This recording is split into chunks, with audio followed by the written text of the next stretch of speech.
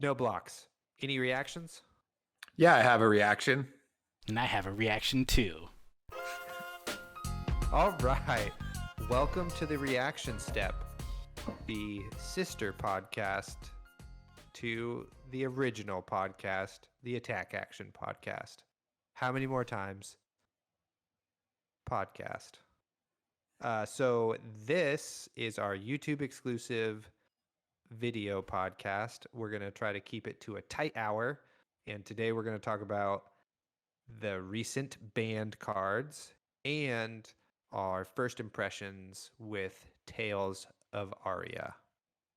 Also, we're joined by our new producer and buddy, Colin.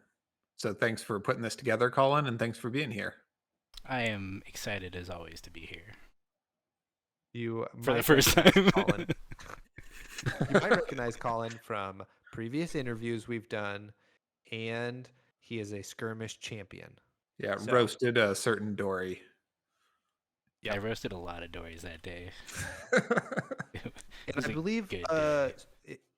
skirmish is one better than a calling, so you're a skirmish champion. So known other podcasts hosts calling championness is kind of lesser, right? Your words, not No? mine. Oh, okay. Anyway. Okay, banned cards. So Duskblade banned in Classic Instructed, okay in Blitz. Seeds of Agony, Dunzo in any constructed format. Isaac, how do you feel in this moment? Very happy. You know. I mean, we all knew Chain was pretty oppressive, right? And I don't think that Chain was broken in that you couldn't beat him. It was very difficult to beat Chain consistently without playing as Chain. But I think that the main problem with Chain was that he warped the meta so much that it, like part of the beauty of Flesh and Blood is choosing your exchanges, using your cards as resource, you know, shifting momentum, like all of these strategic, decisions throughout the game. And Chain pretty much nullified all of those, right? Like you had to play extreme control or extreme aggro. Most characters were not viable in the slightest. And it just took Flesh and Blood. It kind of changed it into a different game in certain ways. And it, like in the spirit of the drone ban, I think that this is definitely a good call, because you want to have a mid-range character be viable. They might not always be top tier or whatever, but returning to a game that you can choose different archetypes and have some kind of interesting rock paper scissors matchups and stuff, is like very welcome in my book. So I think that, I don't know the intricacies of the seeds ban in particular, but I think that this is definitely a very good call. And by the LSS release, they made it sound like their impression was Chain would still be very viable, but would not be so meta warpingly oppressive as to dictate the way the whole game was played. Anyway, that was my take. What about you, Taylor? How do you feel about this as a Chain player? I'm coming from the outside. Nice. I was going to shoot it over to Colin so he had a chance to talk since I did some talking. Well, Shoot it over to Colin. I've dabbled in Chain, so I've got two perspectives.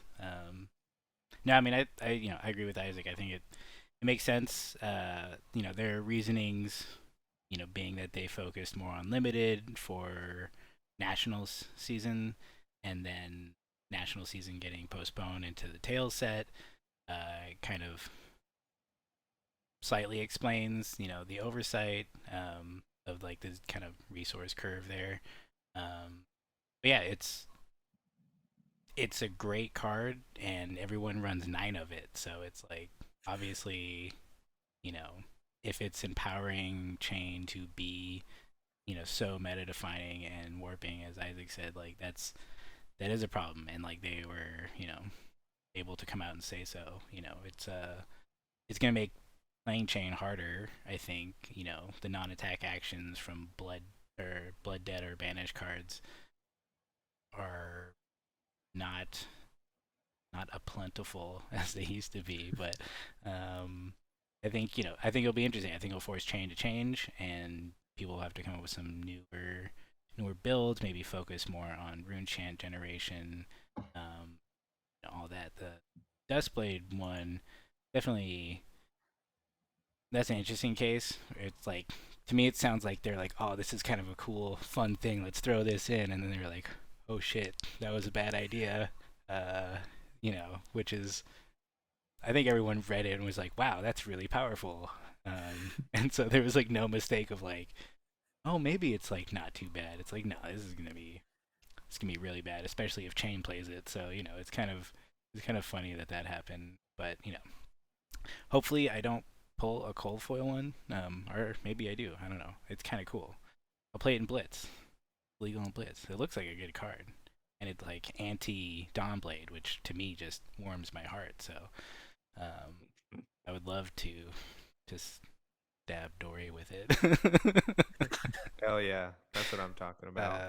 But yeah, I think the takeaway from me is that LSS is able to respond to mistakes they've made and correct them when they see fit. I think they probably would have done it earlier, but with the calling season or like the first calling in the U.S. happening, it would have been like really messed up to ban seeds like weeks before that, and just like everyone having to like scramble to like figure out a new deck to play.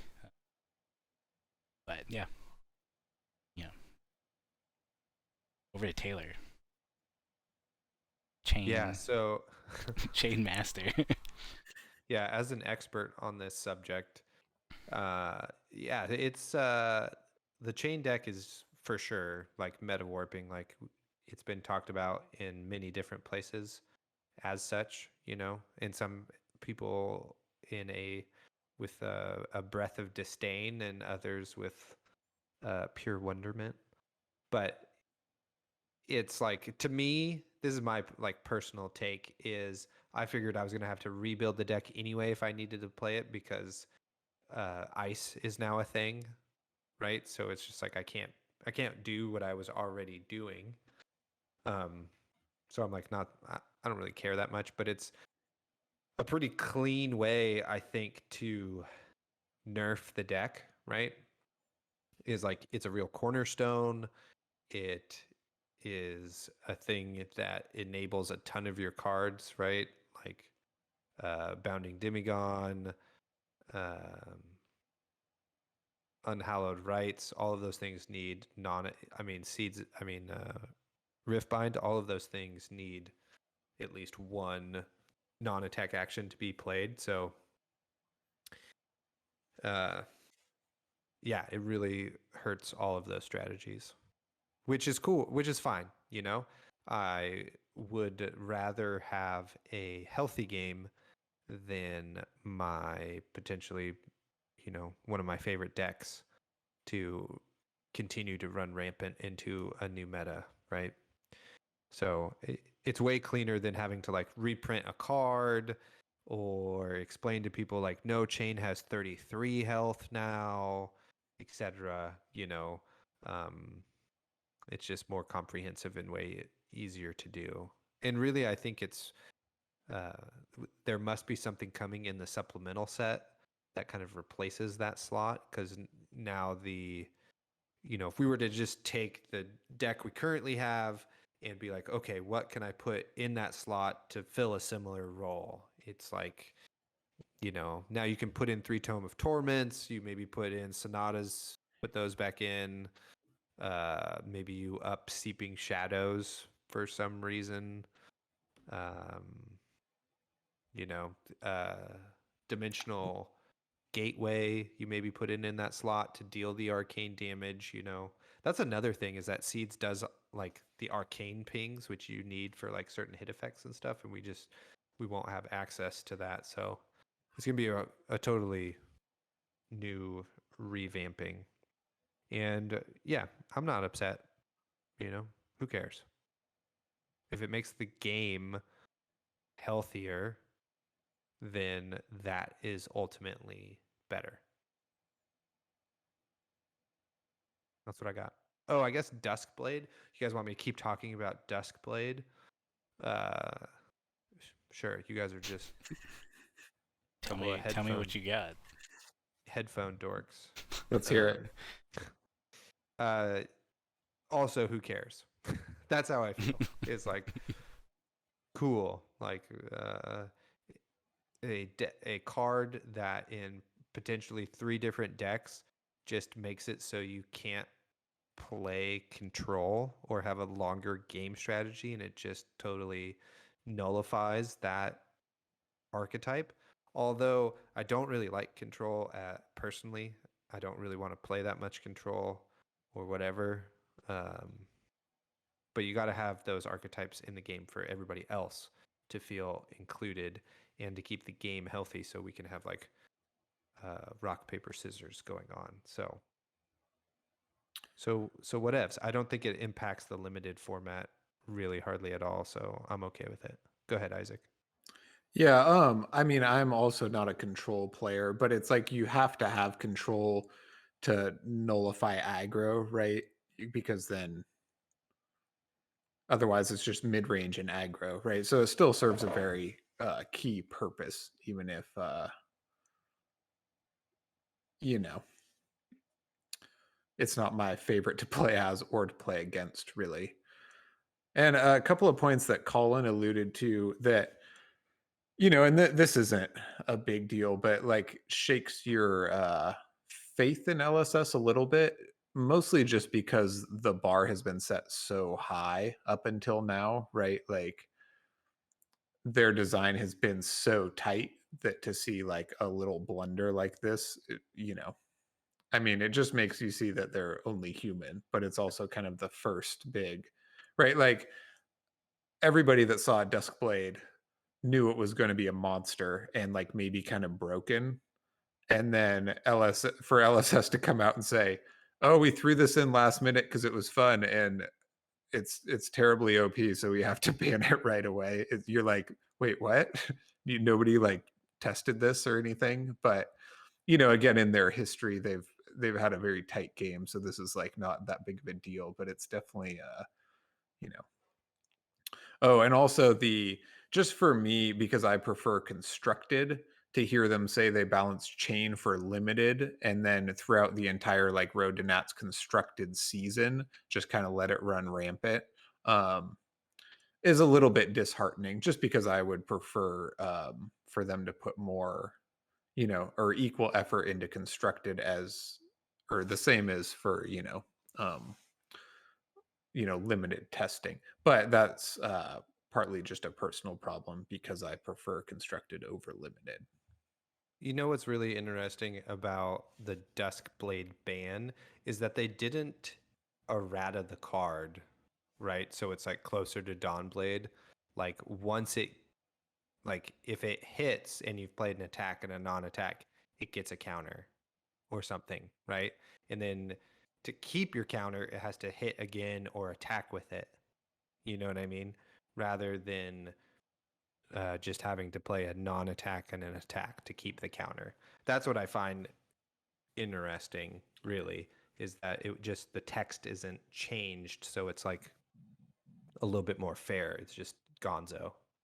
Right, and they didn't make it a Briar exclusive weapon, which I'm unsure if it would have still been overpowered in that circumstance. But you know, like both of the new bows are elemental only, right? Azalea can't use either. So I mean, one fix, which again, maybe not, wouldn't have been good enough, but you know, Duskblade could have been a Briar only weapon, but maybe that's not on theme. Yeah. I don't know. Anyway. Well, we don't need to find out because it's banned. Thank you, LSS. It does make me want to do my own like play testing. Like, how bad is this really? You know, but that also could be a waste of time. I feel like it's pretty bad. Yeah. Okay. Anybody got anything else on the band cards?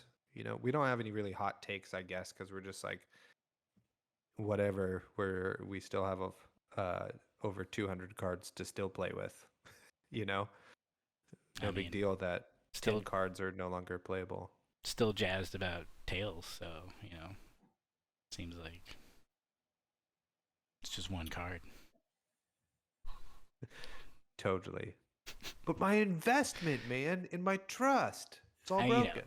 Feel bad for anybody who bought one, like at the highest price you could probably get it at before this ban, but it's Totally. It's got to be valuable ban too, right? I don't know. Why not? The first banned cold foil. It's pretty good. It's just cool that it's also not like a legendary card. That's like, those probably have way more rigorous testing, I suppose. You know. Anyway, shall we get into Tales of Aria? Yeah, let's do it. Let's do it. Sweet. So the three of us have now been at the world premiere, played a draft, and been to pre-release. So we're like one of 1,000 people who have like done all of those things. So we're doctors. We call us Dr. Tales and Dr. Aria and Dr. Of. For the next 2 days until everybody's boxes come. Yeah, totally. I hope they come in 2 days. Oh, God. Colin, how about you give me your kind of first impressions about the set, whether it be artwork, design, playing it, etc. I think, on all three of those things you just said, I'm just like pretty stoked in general. Like, I think the art's really cool. The borders on the like elemental cards are awesome. And there's a couple arts that I'm like, okay, that's a little like Heaven's Claws. I'm just kind of like, this kind of looks more cartoony than some of the other ones. And then You know what? I kind of like that card now. Yeah, that's fine because of how useful it is. No, it's a good, like the art better. It's a good card, but like when I look at the art, I'm just kind of it just kind of doesn't fit stylistically with a lot of the other ones. Yeah. But I think it was really exciting to play. We did pre-release. I did pre-release for Monarch, but like I feel like we were waiting so long for Monarch that we were just eating up all the cards. Like we made a TTS like custom cards so that we could test them out. But when this happened, it was like I'm still deep into constructed for the calling. Like I don't have the brain space to really parse all the new cards and like the possible combos and stuff like that, let alone try to test them out. So like playing them for the first time there's a lot going on, a lot of room to make mistakes, which I'm sure we'll just continue playing with them and building constructed decks with them. It's just like I'm gonna fuse, and you're just like, this is not a fuse card. Like this, it says lightning on it, but it is just a regular elemental card. But I think there are some really cool interactions.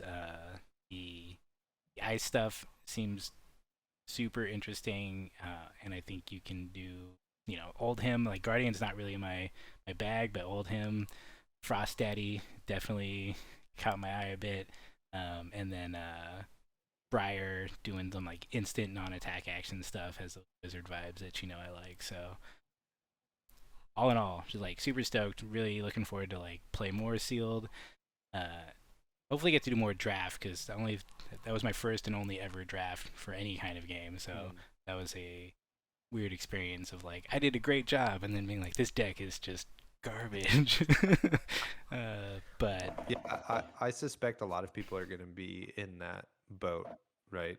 Because fortunately for me and Isaac, we have two other people in our play group, and we have drafted every set multiple times. and so we have a bit of experience with that, thankfully. Totally. So you guys are all screwed when we go to nationals. Isaac, give me your tails on tails. I really like the kind of super detailed black and white mountain peak artwork on some of the old time cards. I think that's very cool. It's like, 1920s mountaineer blizzard art. It's just I thought this was going to be a bit about like the watered down artwork or something, but it was just a nice, no, sincere comment. no, I love it. I was braced. I was ready, but It's okay. fantastic. It's really good. Yeah, and it is. my kind of first take on this set, other than in your first sealed game when you look at your hand and you're like, none of these class cards have the element trait, or like are lightning or ice or earth. So that's I think that's probably everybody's first impression. But my first take on this set is that you can build any of the characters in like just base two different ways, right? Like in sealed especially, you're going to have both ice and earth cards in Oldheim because you have such limited cards, right? But just compared with, like compared to Monarch and those characters that have a lot of nuance and are very complex to play, but kind of have an optimal way to play them, especially in limited, depending on your cards. But I think just comparatively, you can really go two different ways just at the base level with all the characters, which is really fun. And when you start getting into draft, it gets really interesting because it's pretty hard to stay completely open with the mostly not great and very few elemental cards. So staying open is still kind of picking a strategy. And anyway, there's just a lot of layers just up front in that department that I really like. So that's my first impression that I've been appreciating. Yeah, I think that's the thing, that the like multiple ways to build heroes is the thing that jumps out to me first, is that even in draft and especially in sealed, you just have like way more options now, right? Like there's no like, oh, I have 15 class cards, that's my biggest pile, and then whatever generics fit in there. It's like, no, I have like these really good ice cards or these really good lightning cards that allows me to play these two heroes. What hero cards do I have that match with those? Okay, maybe less ideal. You just have so many more decisions and so many more playable cards that you actually get to like do mini deck building and try to get to a certain archetype, rather than just like putting some cards together and then having like just like kind of good fundamental gameplay will take you so far. Like now in sealed, deck building feels like more of the skill that you need. I think And that yeah, go ahead. I was gonna say the part of that I really liked is like previously it's like, oh, okay, I've got like 16 Shadow Brute cards, so it's like, and then like 11 or like 10 Light Warrior cards in Monarch, so it's like, well, like I'm not really viable to go Bolton. But I feel like in this deck you have pretty much equal chance for all three heroes. Yeah.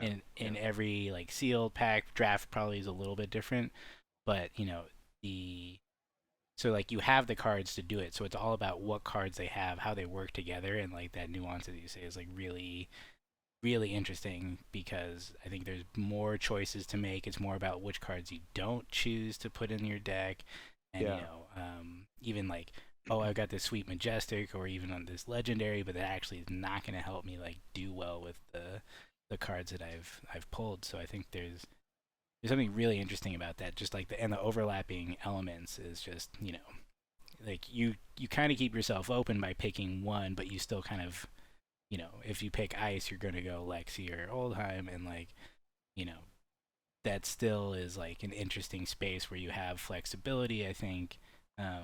But still, like, it's, I don't know, there's a lot of like, I mean, it's like a really cool Venn diagram of just like, you Yeah. know, I can do all these different things, and actually the choices I make are much more important than I feel like in previous limited sets. Yeah, I think that's a really good point. With only 3 characters, it feels like when you open your packs, you can go any way with them. I think maybe Lexi is the most limited because if you don't have enough red arrows or yellow arrows, she gets kind of ousted first. But even she can be saved with like enough shock strikers, or for Right. example, Yeah, because you could like flip it up, give the one in hand, go again, and then play that one out of arsenal still, right? yeah, or shock striker doesn't have go again, but Yeah, yeah, that's what I mean. But lightning flip up a surge you lightning could. card, play one from hand. Yeah, like flip up shock striker, give itself go again, fire it, play an Yeah, arrow. Or yeah, if you have lightning surge and another generic, um, it gets a little tougher with Lexi. But yeah, like every time I open up packs, it's like very cool to look at all of the piles, and usually at least 2, if not all 3, are like pretty viable. You actually consider them, which is definitely a shift.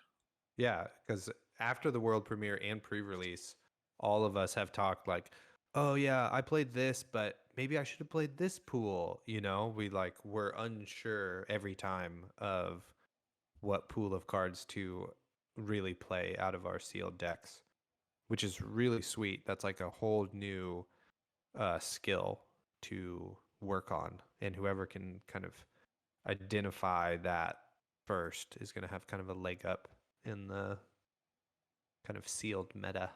Yeah, I think Well, I found go ahead. that the my first rounds, at least the more I played sealed, like especially my pre-release, my first round, I kind of threw in some other element cards. I played Briar, and I threw in a couple extra like Earth attack actions, just to kind of like round things out.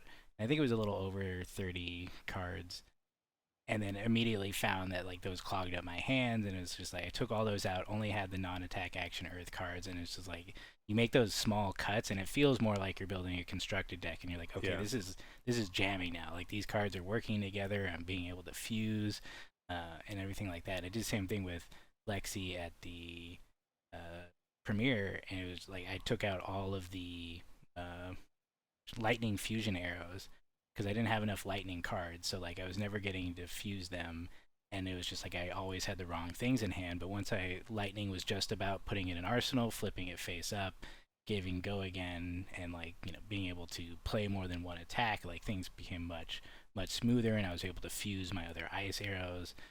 So I think there does seem to be you know more.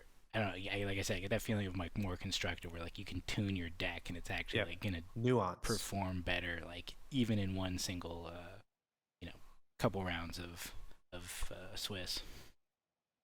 Yeah, definitely. I forgot what I was gonna say. Oh yeah, the cards that are of different element types.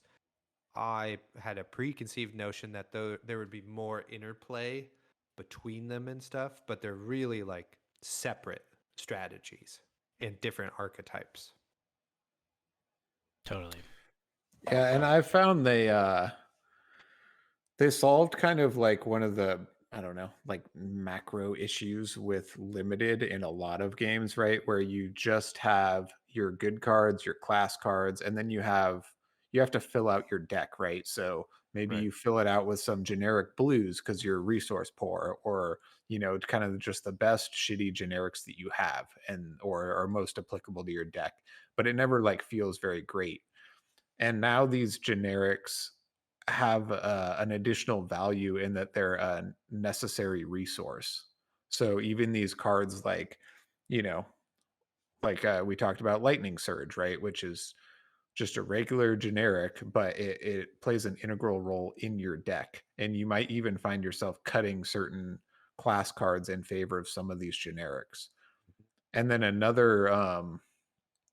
kind of repercussion of this is that even, decks like Oldheim, all his cards block for 3. It's, a more control just at base level deck, right? But you have to have ice cards and or earth cards. So then you have to have a number of block for 2s, right? And it just makes the deck building much more interesting than these are my good cards, these are my class cards, these are my shitty generics. Now those shitty generics are maybe at base not super valuable, but are integral to your deck, Yeah. which makes it just awesome. This is a great format. Most definitely. I think, a couple of things to riff off of that. One, I also anticipated this limited format to be much more mid-range than it really is.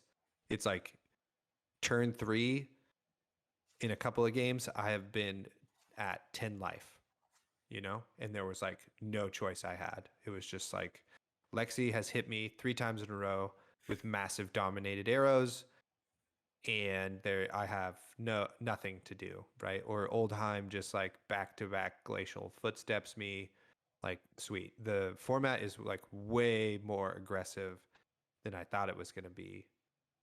And 2 things about that. One is I think that has to do with the real lack of blocking equipment there is. Like, I think the equipment is some of the most interesting design parts of this whole set because none of it blocks, but they all do very narrow, specific combo-y things to like help out in certain strategies, not every strategy. Like probably Cracker Jacks and maybe Deep Blue are the 2 like most generic in terms of like their ability could be good with any deck, right? Which you kind of need. And the second thing is I thought the element only cards, so like what are they called? Entwine Ice, those ones. Entwine Ice, yeah, the lightning one that gets go again if you fuse it. I think they're all And entwined. It's like Entwine Light, Lightning, and Earth. mm-hmm.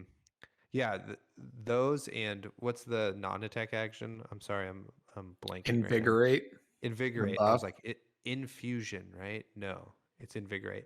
All of those are way better than I thought they were going to be. I'm not saying they're like A tier, but I thought they were like D minus, cut them. But they're definitely not. They're like maybe like a C minus. They're like pretty good in the I right deck and that sort of thing. thought Invigorate was kind of a trap, but that might have been when I was having trouble just getting Fusion to work. So it's like, I think if you can tune your deck to where you actually are fusing, like it's 0 for +4 with the red. Like it's pretty sweet. It can be, but definitely my first Lexi deck I had it in there, and I was like, I can't play this card. Like I guess I'll block for 2. Yeah. Yeah, I don't know. It's pretty good with Invigorate is good with Lexi because it like pumps a fused arrow, which is sick. And if you dominate Entwine, it, yeah, if you dominate it. Entwine Lightning I thought was really good in that deck too. And just like it's another non-attack action Invigorate is with Briar, etc. I don't know. It's just cool that the I guess the only thing for Invigorate you have to do is fuse, which you kind of want to do anyway, and that's its like only restriction. So then you can like give Glacial Footsteps +3, which is bananas. Yeah, I'm gonna disagree with you a little bit on this. I don't particularly like Entwine Ice and those cards. I think Ice and Earth are the weaker ones, but Entwine Lightning I think is actually pretty good. Right. And maybe like one red one in your deck is pretty good, right? Because it Yeah. doesn't dilute it too much. And one red Invigorate is like very good in your deck. But I would just argue that, yeah, I mean, these cards, like this can be a win condition, right? These cards can be very powerful, even though they're kind of maybe the worst cards in the set. But I would just say use sparingly, right? Like only My one or two or endorsement whatever. Yeah, my endorsement is not to be like run all copies. It just, I was under the impression that I would never run them, and now they have been run against me multiple times to a really good effect, and that is the surprising part. Right.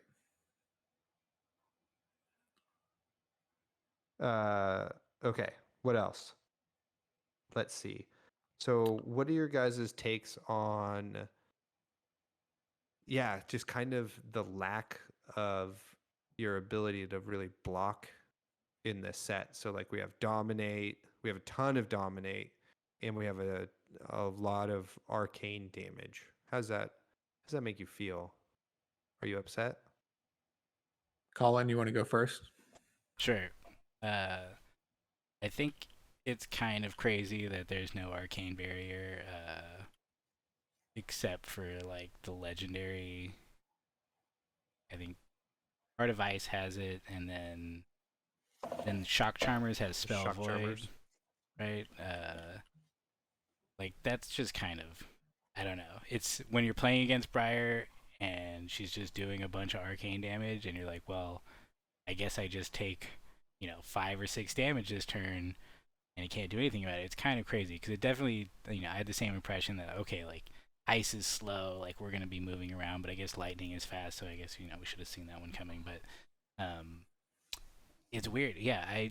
At least spell void on more of the common equipment or something like that. It seems like they don't want to print arcane barrier on a lot of things ever since Arcane Rising, which I don't fully understand. Like I don't know how you get around. It's like you can't get around it. So if someone's got a bunch of arcane damage, your whole game plan just changes. And if your deck can't move fast enough, then you're gonna get roasted. Which I find like a little hard to deal with, and I'm curious to see what better players figure out. Because I find limited to be like the most difficult. Because like I like figuring out a deck, learning how to play it, and practicing with it, and like understanding what's in there. But when you're like I'm like, I don't even remember what cards are in my deck. I just threw this together. I think this is in there. You're like, oh wait, no, it was this card, so it doesn't do that. That kind of thing I find really difficult. But hopefully, with more practice, I get better at that. But it's just really tough, But I it seems like everyone is pretty viable. I've heard people win re-releases with every hero so far. So it's definitely. I mean, it's going to depend on the player a lot too, but. Yeah, it's just so crazy. I mean, there's other ways of like preventing damage, like what the Runaways lets you prevent a damage. Oldheim's ability does, but with Arcane, it's like a weird thing where it can prevent the next Arcane. You have to do it on like the attack before. Things like that, where like again, like super nuanced. So like you have to know when the right time to play these cards and use their abilities are. That is just like we'll just have to get better at as we continue to play more. Yeah, it's crazy. And then like is like nothing blocks. Like none of the regular equipment blocks for anything physical. Yeah, damage. just the buckler basically. So yeah, you have to get the shield and play Oldheim, or get the legendary shield. I think Heart of Ice has Blade Break. But So yeah. the creepers do too. Oh yeah, the creepers do. Yeah. So yeah, really interesting. Definitely, it's one of those things where like we look at the set, we do all like the spoilers, and we think something about it, and then you start playing it, and it's just like all the opposite is true, and it's just like, oh yeah, like this is fusion. Fusing isn't that hard if you like set up your deck correctly. But like these other things are harder to do, and this actually I have nothing to block with because I have to have all these block 2 cards, and I have these 0 block cards. Like Ball Lightning or like Instance and the amulets, and just like, great. I guess I'm just gonna take a bunch of damage and try to do more damage on like my next turn, Right. which feels coming off of the Monarch meta, like it definitely feels familiar. But I think everybody was hoping for like a little bit of change. I think constructed it'll change a bit more, but I'm curious to see the decks that come out for the new heroes. I think that the lines are just quite a bit different, right? Like one thing I really like about this set is kind of setting up a momentum shift is different than in previous sets, which I'll get to in a second here. But there's like just different because it's definitely like I played Oldheim versus Lexi, and it just feels oppressive, right? Like you just have frostbite every turn, and his cards are so like you know specifically costed, and you just have dominate arrows come in and stuff. But I think that it again, it's just like different ways to shift the momentum and disrupt your opponent because you can like so for example you could say you could block for 6, right? And then you could like play Winter's Bite from Arsenal. I don't know if you want to pull that up, Colin. You could crack your Frost Coat and you could swing your hammer, right? So then you've stripped a card from your opponent, given them a Frostbite token, still block 6, and threatened 3 or 4 damage, right? Um, which is really good. Or you could block for 6 and then arsenal a card for your next turn, or you could block for 9 in that same scenario. And you haven't gotten any momentum, but now they're coming into their next turn, one card down and with a frostbite token, and it only costed you. I mean, you could have still blocked with 3 cards out of your hand. So that's a pretty good example, I think, of like one of the new types of lines you can take to shifting the momentum, right? Because then you're facing down their 3-card hand with a frostbite token, and you have a card in arsenal, and that's a more survivable situation to then really choose your moment to pivot. Because like you guys said, these are very powerful kind of in your face decks if your opponent's just, going to town on you, and you probably only have like one of these opportunities in, this blitz match essentially. So I mean, I agree. It's pretty nut, especially with if you're playing against a very good Briar deck. Sometimes you have to recognize like, okay, maybe I'm not going to see the bottom of my deck. Maybe I need to you know, do something sooner to like slow this down or strip some of their cards or whatever. But there are definitely new ways to do it, and it's been pretty fun, like kind of exploring that. Yeah, I've found it's hard to pivot, in this game. There's few defense reactions, armor doesn't block, right? Um to kind of go back to what Colin said about arcane barrier, it's like I think it's like that for everybody. Everybody has a way to push damage, right? Oldheim has giant dominate attacks, Lexi dominates her arrows or can go really wide. Like for Briar to be able to keep up with that, she's got to have her arcane damage for sure. So it kind of goes both ways, I think, in terms of that. Everybody has a way to kind of push their agenda upon the other person. But yeah, like Isaac was saying, it's just the figuring out how to pivot now is like way different. And if you're Briar, you don't have frostbite tokens and that sort of thing, so you kind of have to get like a couple of good hits in to get those embodiment tokens to be able to like kind of block better and kind of keep your advantage. So I think that's just a really cool part of this limited set now, is that there's kind of new strategies and new lines to have to figure out how to play. If that makes sense. Totally. Yeah, definitely. I think, like you were saying earlier too, the elements really kind of built in the styles of play in there, and then within them, there's like new ways of playing.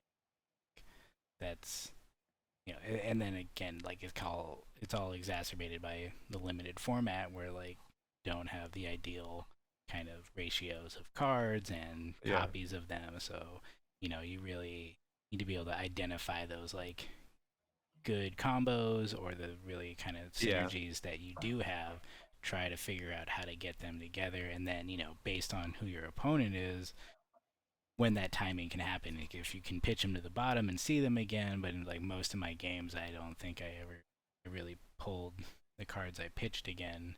I seem to play against a lot of Briars, so it's just like, great, okay, I'm taking a lot of arcane damage, and I'm going to try to do as much arcane damage back as I can. And we haven't identified like what a good like 3-card hand could be, a 2-card hand, and it's even harder because the weapons are all kind of the token weapons anyway are kind of like so they're more like tool. I mean, I think Shiver is probably the best, but it still requires arrows, you know. So that's like hard to like block out and then like swing for 2 or 3 and you just like win nothing that way. So yeah, like the first like initial thing, right, is if you have like Bramble Spark and a Stir Wildwood and an Earth card, right? That pitch it like a yellow Earth card. That could be pretty sick. That's like a 13 damage turn off of 3 cards, which is pretty cool. But outside of that, it's like hard to still kind of maybe identify those kind of like really powerful smaller combos. My favorite side note, my favorite play in this new set is Oldheim's Ice Reaction, because it's so good at disrupting, like if Briar's coming in with a big go again turn, right? No resources up, 2 cards in hand, and they have to put their pitch card or the other card on their, it just ends their turn. Or if you do it to Lexi and she can't arsenal, then she no longer gets go again or a frostbite for the next turn. So that's a really, really disruptive way to, kind of cut off this like massive flow of damage. It's just with, 1 blue ice card can be pretty good at the right moment. And that's still hard to evaluate though, right? Because you just like, I mean, I guess you're trading like a card for a card, right? But they just get to draw it next turn, and so it feels like there's a bit of like hope that that card then does not line up with the next 3 cards and that sort of thing, or the card that maybe they potentially have to arsenal or don't arsenal. Yeah, so the value in that for me anyway is just hard to kind of quantify, I suppose, in a meaningful game state. I mean, in Ice, it seems like there's a lot of cards like that where it's, either pay something to prevent, dominate. Is that like Polar Blast? Polar Blast, yeah. Yeah. Or the one you just mentioned, Winter's Bite. Yeah, Winter's Bite. That like it's basically the same thing. It's like you get a card out of the hand, but it costs you a card. I mean, Polar Blast and the other cards that are kind of like it in the other elements is it kind of cool, just because if you play it from Arsenal, you get to draw a card, which like really seems like you can set up some interesting and bigger plays that way. And then especially in like Lexi, I think I did it at least once where I did Polar Blast. They paid, and then I just dominated the arrow anyways because you can just do that on demand, and it was like great. Like that was so it's like you can do things like that where you force them to make a bad decision or put them in the position where they can make a bad decision, to either like give up a card. But yeah, it's kind of weird. It's a lot of like, okay, well I play this card, so you lose a card, and then. But I do think, especially against Lexi, I think Oldheim's ability against, when I got it played against me, it was like, great. I was going to arsenal this sweet card, and I was going to have a cool turn next turn, and like I had a bad turn this turn, and it just got worse, so it's like, it definitely can like, deflate your play. But it, it is kind of like a crapshoot. You're hoping that like it doesn't pan out in the next turn cycle, but yeah. Totally. What I kind of want to pivot into is just talking briefly about kind of how draft feels compared to sealed. your guys' take on that. Well, as Don't ever- the resident novice to draft, I'll go first, and you guys can just experience. But Gotcha. Wrong. You're exactly. wrong. Yeah. Start over. I went so early into Briar, and I don't know. I think there was like a red Inspire Lightning, and I think that's a cool card. It's basically a Kano card, and you know I love Kano, so I was like, cool, I'm gonna do that. And then I just kept it was like a good choice because I just kept seeing Briar cards, and I was like, cool, I'll take like a couple red Stir the Wildwoods, couple red rites of replenishment, Correct. and it seemed like I was doing really good, and then I realized after pack 2 that I had very few element cards, like actual element, like lightning or earth cards. I was like, oh crap. I was like, I had some earth, but not enough lightning. And I was like, I've got to get this inspired lightning combo off because I think I had 2 reds and like a yellow. So it seemed like a very good kind of end game situation. But by that point, I was just like not able to get enough of the cards. And then on the tail end of like the 3rd pack, I realized that I didn't have enough non-attack actions with Go Again to make Briar good at all. And it was just like, great, I have all these big attacks, but all my turns are just going to be me just attacking once, and that's it. And it worked out so poorly that it was just kind of laughable because I was just like, man, I'm doing so good. It's like, Yeah. but I mean, it was a good choice because like there was only one other person at the table drafting Briar, like, and then there was like 4 Lexis and maybe 2 Oldheims. So it wasn't bad, but I definitely, I don't know how to look at the cards and be like, oh, these people are, they're taking these cards, and like, oh, this is the first pack I open, this is my pack again, and these cards were in it. Like, I can't remember all that stuff. It takes practice. Yeah, so that was very strange. So it was just mostly just kind of me going off to like, these are cool cards. I opened and pulled a Pulse of Candlehold, which I'd already picked Briar, so it was like, sweet, I'm keeping this card. It's a good card, and I'm already here, so that was cool. But still, it was just like, it all kind of just fell apart. So it's definitely, there's so much depth beyond Sealed, which I think there's already a lot of depth in Sealed in this set. That I think is going to be really interesting. Like I said, I hope I get to play more draft with Tails to kind of be able to explore that more. Every time one of those pulse cards comes up, that's how I feel. It's like a techno, like. Anyway, go ahead, Isaac. Yeah, I felt like I just had to have my priorities really straight. When I drafted, I committed to Oldheim like pretty early, and so I knew I kept picking cards, and but in the back of my mind, I knew I needed like 14 whatever blues, right? And so when I would pick like a red Oldheim card, I just knew like, okay, I have so many more cards to go. I need X amount of blues. So I would just also pick blues, right? Like hopefully Oldheim blues, hopefully ice blues that kind of synergize with the deck. And I also knew that, a lot of my cards required ice fusion. So it was like ice cards, blue cards, the occasional really good Oldheim card. And I just kind of stuck pretty tightly to that, right? Like, if another red thump comes around, like I don't give a shit.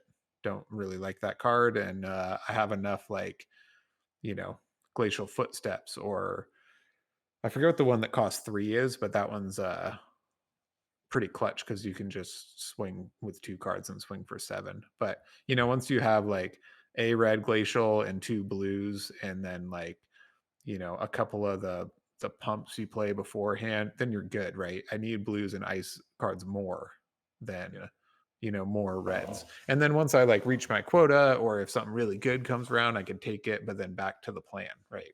And that kind of goes for any of the decks. I think you just kind of have to remember which cards you pulled and what kind of fusion they require and what's your, cost curve and like everything you're looking for, instead of just grabbing like you were saying, Colin, just like, oh, another red Briar attack. This one's good. It's like they all require X number of components with them, Yeah. which makes it pretty difficult. But that's what I try to keep in mind. Yeah, you have to stay open for as long as possible, right? And so like actually picking Invigorate or any of the Entwine cards, well, not Invigorate is the most open you can be. Pack one, pick one, you know. So then after that, I would want to pick like an element card, or I don't know how to say those, because they're called Elemental Ranger, Elemental Guardian, Elemental Runeblade, but then the other cards are an element. So which one do we call fuse cards, and So which ones do we call? they're ice cards or elemental cards or lightning cards or earth cards. So then, but what do you call the three of them together? Oh, gotcha. Smarty pants. Talent cards. All right, nice job. So then you have to pick like, even then when you pick like a talent card, you're still open, but you're like open to only 2 heroes. So like in my draft, I stayed open in Earth for quite a while, which allowed me to like pivot into Briar pretty easy, and I got a buttload of Bramble Sparks, which was awesome. No offense to anybody at my table, but they definitely were just picking like shinies and like the highest valued cards. So I was just like, getting to pick whatever I wanted. But that being said, I can really see how in the draft, and we'll know more after this weekend, which I'm really excited about, is that you can pretty much go like, there's a real chance that you go mono element, right? Mono talent, which is really, really cool because there's plenty of attacks within those talents already, even though they do like block for 2 and stuff. But you can like just, because there are so many cards you can play, you can really hone your strategy in your draft deck, which is pretty freaking awesome, Yeah, don't know. definitely. Draft is going to be nuts. I think drafting in the other sets was definitely more fun in terms of like having to make like decisions and stuff. But it was like a little bit more rudimentary because you're just like, well, I'll just pick the best generic and then wait for signals to see what the next class, who's like picking what class. So then I have the best chance to have the best deck. Now it's a little tougher to do that, and so that adds a little tension into the draft, and the amount of cards you can viably play makes all of your choices still really intentional, but in like a different way, if that makes sense. Mm-hmm. Oh, good.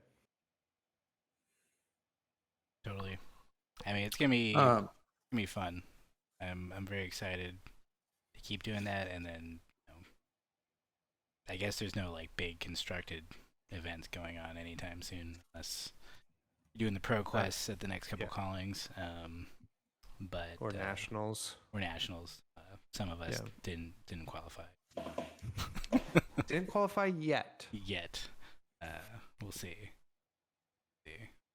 But yeah, it's pretty crazy. I'm really excited, and I hope there's a lot more like coverage, like streaming and stuff of like games, so that we can watch. I know that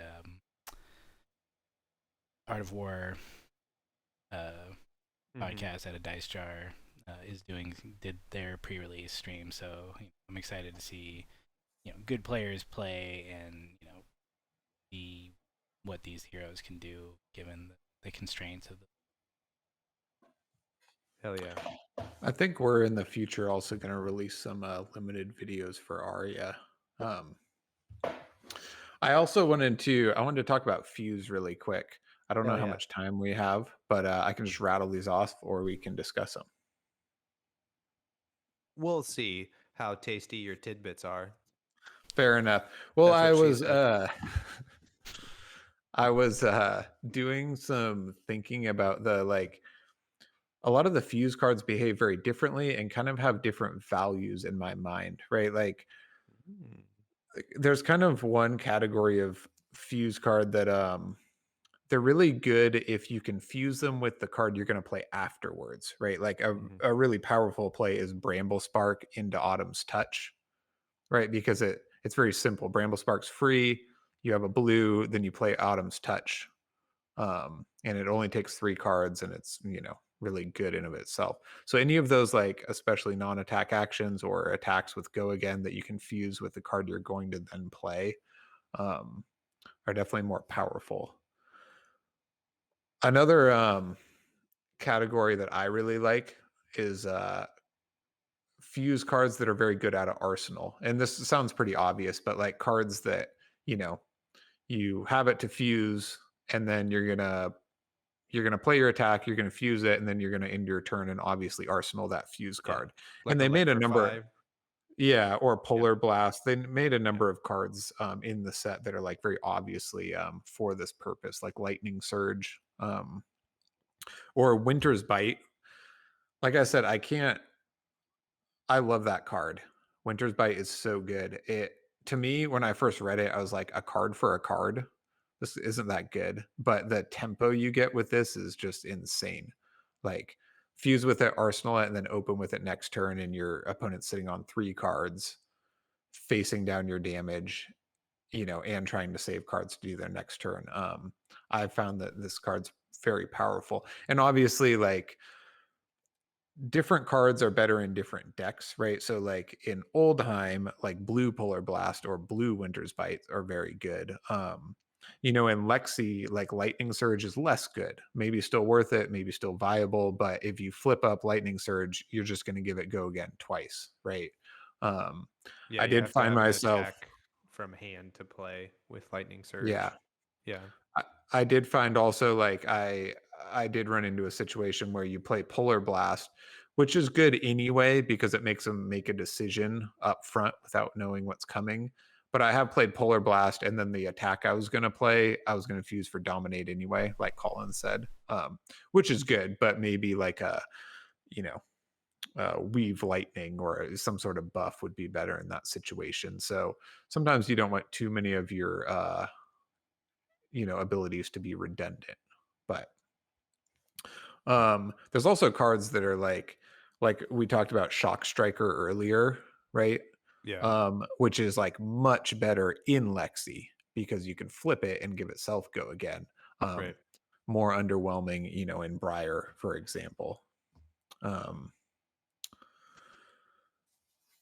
One last thing I kind of found was that some of these cards, like Autumn's Touch or Winter's Grasp, which are really good because you can fuse with them. They block for 3, and then you can arsenal it for next turn. I found that maybe not so much of a trap, but if you do choose to do this, right, fuse your attack with Winter's Grasp and then arsenal Winter's Grasp, you're a little bit restricting your next turn in terms of Yeah, what you're going to do, for right? sure. Because that turn you would prefer to like block with 2 cards, attack with Winter's Grasp, arsenal a new card. So if your opponent doesn't do too much or whatever, it may be a little awkward. So I kind of found that sometimes it's best to like read what your opponent's doing, right? Like if they're holding cards and they're going to have a big turn, obviously, then great, arsenal Winter's Grasp, block out, swing back for 6. But you know, if they're just throwing their whole hand at you, then you're like, well, maybe is there a way I can adjust to make my next turn a little better? Um, There are a lot of cards anyway, that do the that mess with Arsenal though, which seems like kind of built to handle exactly what you're talking about there, where you know you want to fuse with this card, you're left over with it. It makes sense to arsenal it, so you draw up to a 5 card hand potentially, but then you have certain things like the honing hood and what other ones to it? Is it so Tome of Harvest. Tome of Yeah. Harvest. Yeah. Yes. Yeah, I didn't. Yeah. I didn't pull one of those, so I didn't really read it that closely. But yeah, and then there's like an attack action and an Earth one that will you put it your arsenal on the bottom and draw a card. You know, so like there's definitely like Yeah. an interesting play with Arsenal built into it. I mean, and it must be because of that, because like it just makes too much sense. Yeah. Like, because you're left over with a card, you need these cards to fuse to get these cool abilities, and you're not guaranteed unless you know you go like mono element in your build or something Right. that you're gonna have the right cards to like keep building up on. And then like the Winter's Harvest and the other one are like one of the few cards that have just like no text. It's just flavor text on them. So they're Right. just like they block good. They are the element, so you can fuse with it. And they usually just have like a pretty big attack. But Yeah. Backbone of the deck type of thing. mm, All of that, those were really tasty tidbits, Isaac. I Hey, commend you. thanks. Turned out tasty enough. Yeah. Uh, yeah, I hadn't. That was like a really great way to frame it, I think. And, it's super helpful to think of those cards kind of in those categories to help like put some in or take some out of your deck, depending on like what you want to do. So that's really cool. I don't know how we're doing on time, but this is my last little bit. Colin, do you know how we're doing on time? We had an hour yet? just over. Perfect. So do you guys think this is the last thing we'll end on unless somebody has something really that they really want to talk about? Do you think what do you think is better, earth, ice, or lightning? Do you think there's a better one out of those three? Don't all jump at once. It's fine. Go for it, Colin. I mean, obviously the answer is yes. We'll just say, and then the answer is going to be different. Whoever answers it. I think ice on paper seems the best to me. I haven't played enough of it, and I've played more lightning, and lightning just has that kind of like aggro edge to it. Everything's about getting go again or dealing extra damage, and like doing weird stuff with ball lightning and lightning press and then mark of lightning. It's like being able to just like kind of trigger all these things to do like, oh, I came in for 3, but actually I did 9 damage somehow, which is really interesting. So I think to me lightning seems like the most powerful, but I do. But then I think they're all pretty good. It's just gonna depend. But Are I'm you gonna just say gonna talk yourself in a circle? no. Like I said, there's oh, only one answer, and it's Earth lightning. does this. And then, yeah. It's definitely, in my experience, it's been lightning until Earth crushes me with that. Was it Earth Lore Surge? Hell yeah, +5. +5, and then dominated glacial footsteps or something. You're just like, Jesus, I can't do this. Isaac, I favorite talent? I think I'm going to agree. Oh, my favorite is Frost for sure. Hashtag Ice Boys. But Frost is not. sorry, just getting it started. Frost is not an element. Oh, right, but you get Frostbite tokens. But I agree with Colin. I think that lightning is maybe the most powerful in limited because you have such low life totals. Just like breaking Cracker Jacks and coming in with a red ball lightning for 4 to open your turn is just brutal, It's and messed up. So messed up. totally. And I mean, Earth can do a similar thing, but a lot of times you're coming in for like 7 or 9 or an obscene amount, but it's just kind of face value. And I found that like some of these high lightning turns come in for like 4 and 2 and 5 or something, and then for each hit it does something else or one more or whatever, so you kind of tend to leak quite a bit more damage at weird breakpoints. Yeah. And I'm saying this as like a Tails noob, just first impressions, No but way, dude. You were at the world premiere. You're an expert. just baseline beginner play, lightning is really powerful. Nice. You guys both agreed that lightning is the best. Let's hear it, Taylor. Oh, I don't think there's a best. Period. I'm not even gonna speculate. Wow. Set us up just to. That Yeah, son of a bitch. yeah. Sucker. I think they're just also cool. The frost archetype is really interesting. How you just kind of like oppressively tempo out your opponent until they're gone. You know, it's like a very slow death. You're just like it's so thematic. That's what's fun about ice is you're just like you can't really get going because you have frostbite and not enough cards and you're just slowly dying out in the elements, you know. You gotta pull up Which the is pretty chill to fun. the bone card just because, guys. Yeah. Nice. Slow, Totally. That's how you slow do. frozen death. But honestly, I think Earth is the one that people are gonna sleep on in terms of like because it just does raw dog damage. But if you add that raw dog damage onto like a lot of these cards, well, on to the 2 heroes that can use it, it can be like so devastating. You know, it's much more combo-y, I guess. Maybe. I don't know what I'm saying anymore. But yeah, that's my take. They're all good. We'll see what happens. I'm just so psyched for Friday. Today is Wednesday night, and Colin has been like in the Discord, like, seriously though, is it Friday yet? Just Multiple times. I need to know if it's Friday. Yeah. Anything else you guys want to talk about before we get out of here? Thank you so much again, Colin, for making this happen. We would not be the high-tech, shiny podcast that we are today without your knowledge Oh, and skill. don't thank me yet. We'll see how it came out. Right. Recording error. Yeah. Oh, if you don't see me again, it's because I got fired. Yeah. But no, this is great. Yeah, I've had a blast. Thank you both. Thank you, the listener/viewer. Look at that. You get to see our faces now. If this is your first time with us, thank you for being here. Go check out our audio only podcast. We're on Google, Spotify, and Apple Podcasts at the Attack Action Podcast. You can find us on Facebook, Instagram, and Gmail at the Attack Action Podcast. The 3 of us are on Twitter. I'm at BattleBro Taylor. Isaac, is at BattleBro Isaac. And Colin, what are you? Tasty Treats? It's Tasty Town.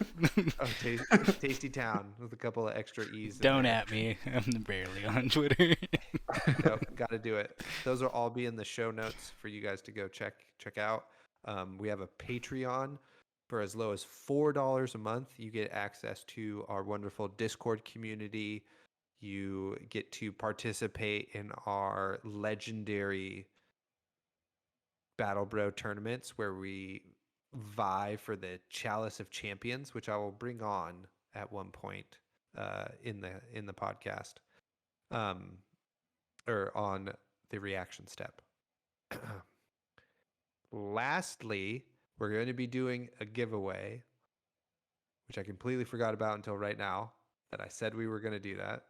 So, Colin, I don't know if you have do you have the Johnny Blue Razor artwork able to pop up? Do you got that technology? Yeah, I'll make it happen in Cool. post. In post. So what you got to do here is you have to be subscribed to the YouTube channel and leave a comment. It is a size large Johnny Blue Razor shirt.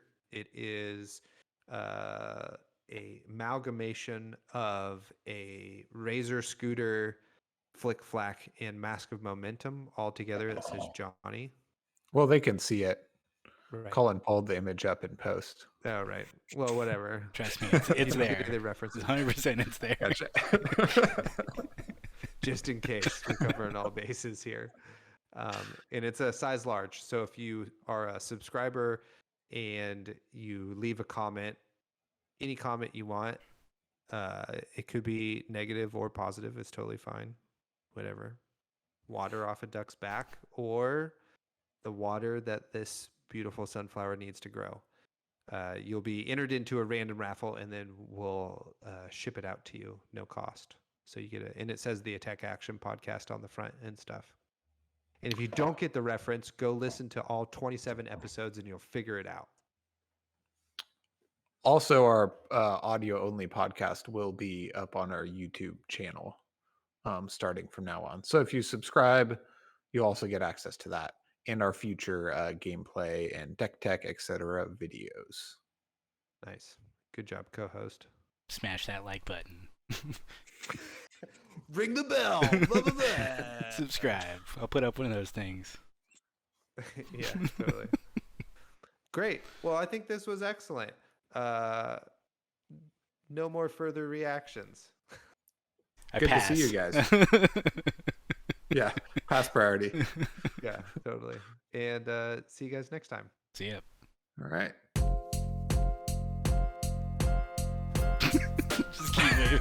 Just keep waiting for 20 minutes. All right. Good job. What do we do now?